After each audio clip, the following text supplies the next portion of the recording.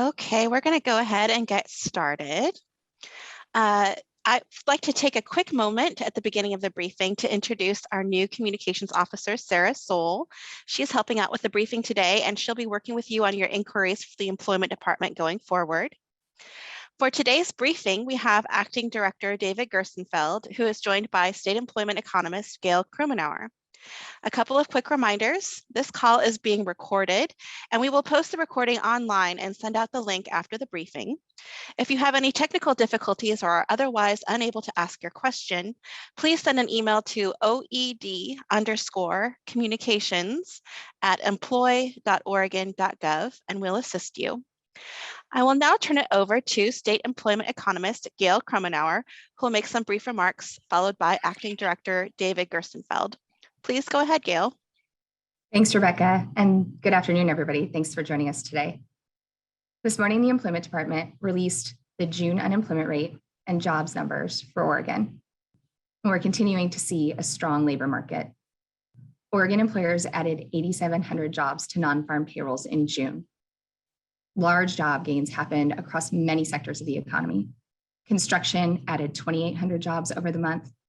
Other services, which includes things like auto repair shops and hair salons, they added 1,600 jobs in June. We saw a gain of 1,300 jobs at Oregon's hotels, bars, restaurants, and entertainment places. And we saw a gain of 1,300 jobs in private healthcare and social assistance. No broad sector of Oregon's economy had large job losses in June. Oregon's unemployment rate was 3.6%, which was the same as the US. The state's labor force grew again, and more Oregonians found jobs. Oregon has now regained, or as of June regained, 94% of the jobs that were lost in the pandemic recession, compared with 98% for the US. We're nearing a full recovery of the job losses from early 2020. On Monday, we also released the job vacancy numbers for Oregon in spring. At any given time between April and June, Oregon's private employers had 106,000 job openings. The need for workers was widespread, with businesses looking to fill a variety of jobs in more than 280 different occupations.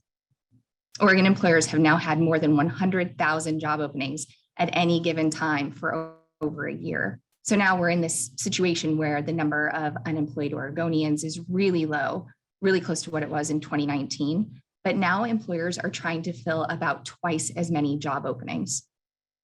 And we're not alone in this. Nationally, there are 2 job openings for every 1 unemployed person. That means it's still a tight labor market where employers are having trouble finding enough workers.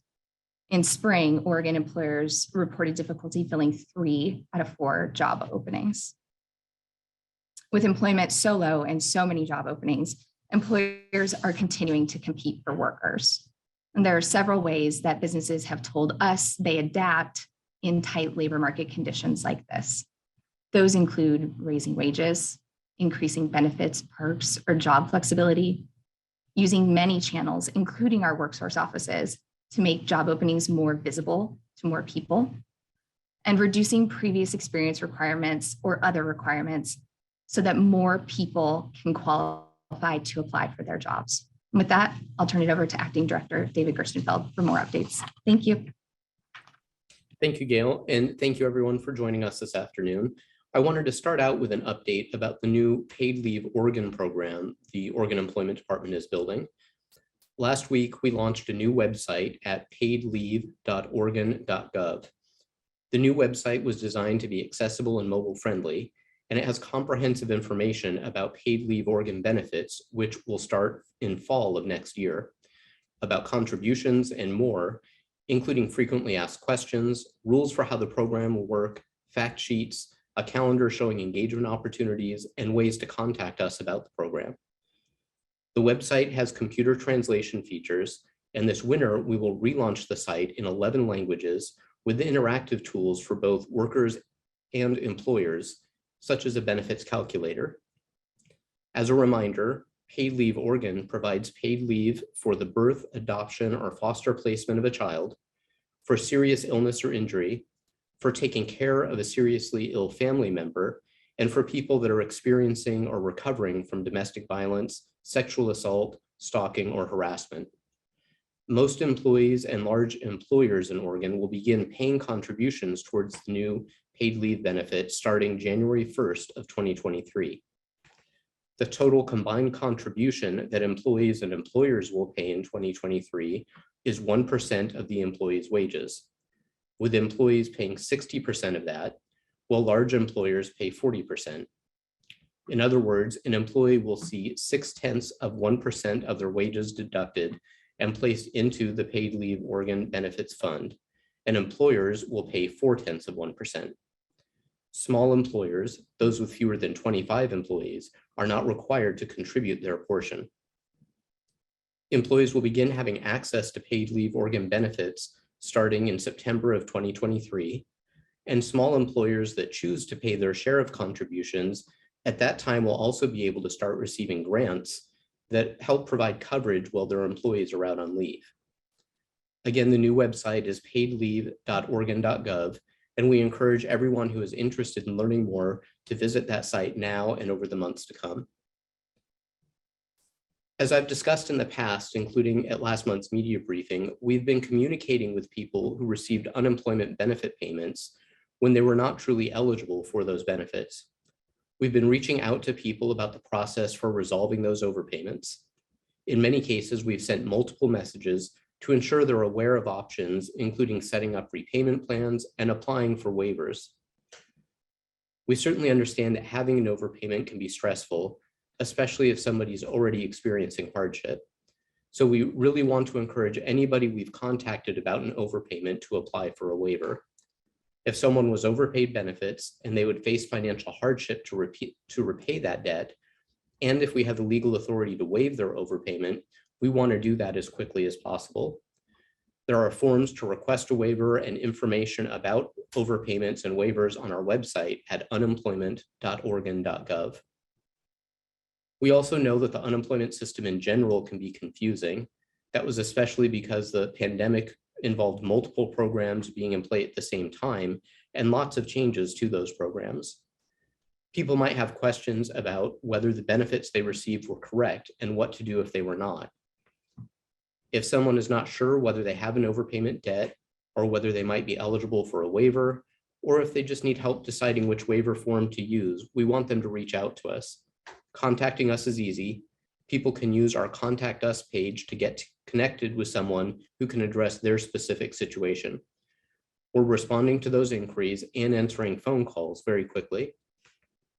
We remain committed to helping people through challenging situations and operating the unemployment insurance program within the requirements set down by federal and state governments, including following all of the standards about overpayments, recovery of overpayments, and waivers.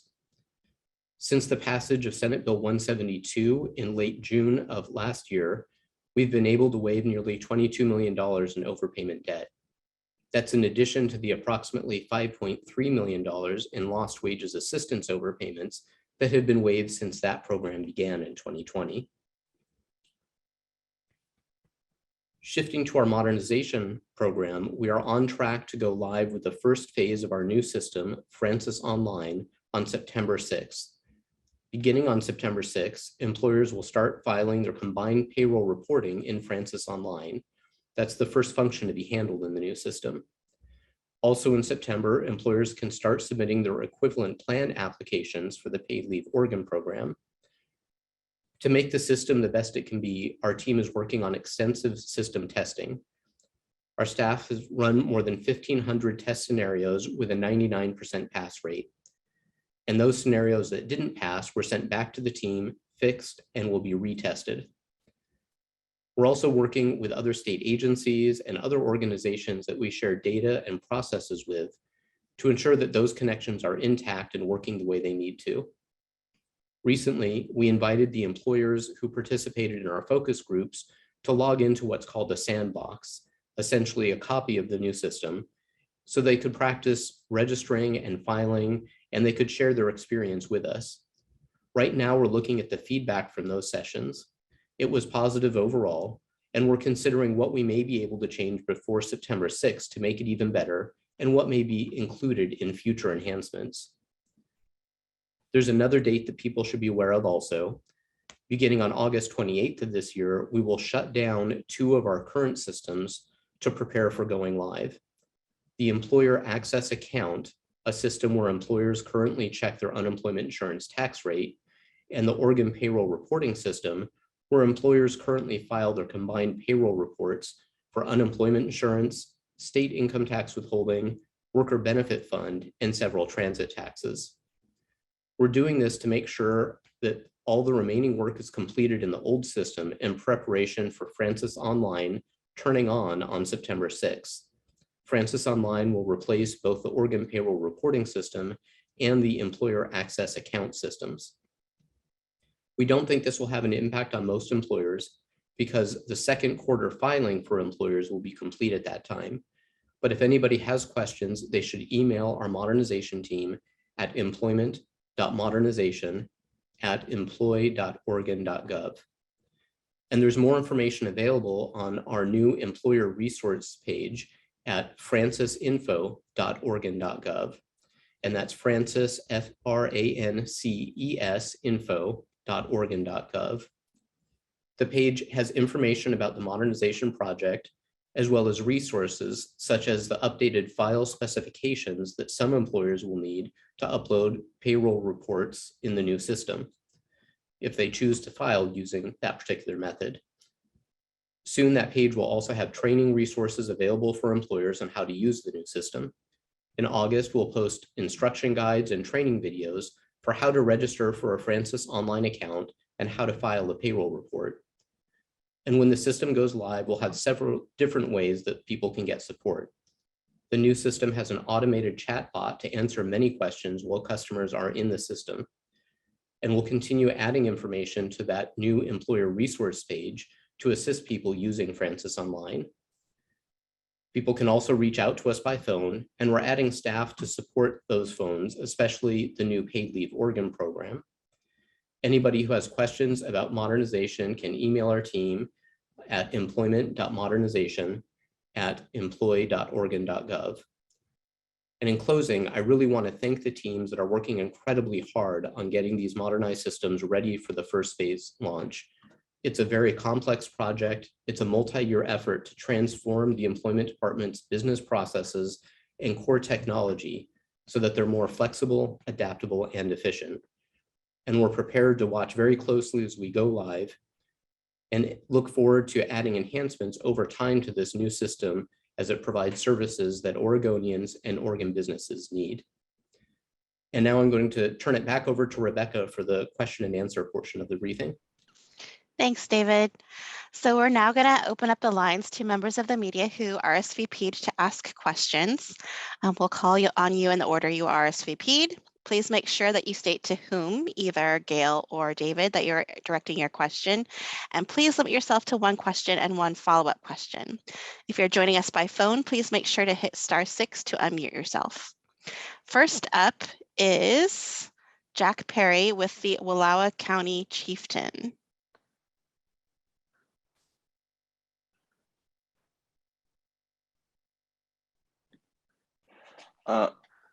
Hi, I'm Jack Perry with the Wallowa County Chieftain, as said.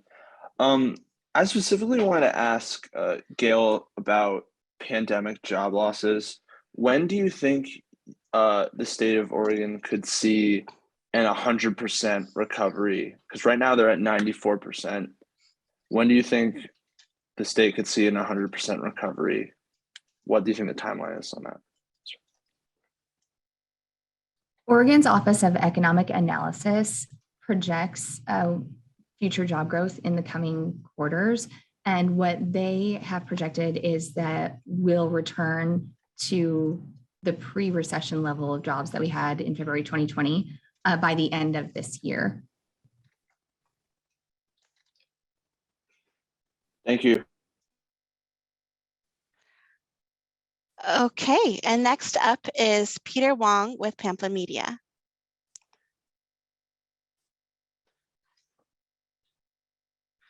And let me find Peter in our lineup. There you are. Okay, now you can go, Peter. Okay, hear me now? Peter, you are super soft. Okay, I'm doing it right on the screen here. I guess my question to Gail was taken up already. Just wanted to check, Gail, you noticed there are no weak job sectors in your latest reports in terms of employment? Hello? Oh, Okay, I can hear you, Gail. okay. We do have differences among sectors in their share of jobs that they've regained since the pandemic recession losses. So just for the June numbers, we didn't see any large losses in any major sector of Oregon. We have seen that some sectors are still struggling to recover back to their pre-pandemic levels, and that includes things like education, both public and private education, and a couple of other sectors that have had a little bit of weakness. But one of them, healthcare and social assistance, which I said had added 1,300 jobs in June, had been struggling through the end of 2021 and has really seen a turnaround so far in the first half of this year, which has been encouraging. And for you, David, I may have missed previous briefings, and I will check your page on the Francis project. I assume it has a timeline for how far this goes out. You've mentioned when the first phase will show a public result. So I want to take your time. If I have any further questions, I'll contact your staff. Sure. And Peter, I think I heard you, but it was still kind of difficult. I think you were saying that you looked at the website, but we're asking if we have the timeline that shows kind of the rest of the Francis online. We do. It kind of shows the subsequent rollouts. This first major stage is coming up quickly, and then we'll have new functionality that rolls out January of 2023 when the paid leave contributions begin.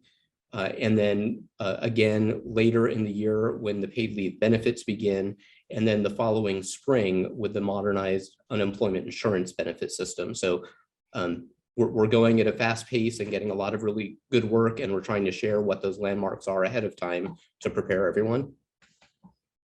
Okay, thank you. Thanks, Peter. So if you had a question and you didn't get it answered today, or if you think of one later, you can always email us at oed_communications@employ.oregon.gov. As a reminder, this call was recorded and we will send out the link to everyone who RSVP'd to this briefing. We will also post it on our media page at unemployment.oregon.gov.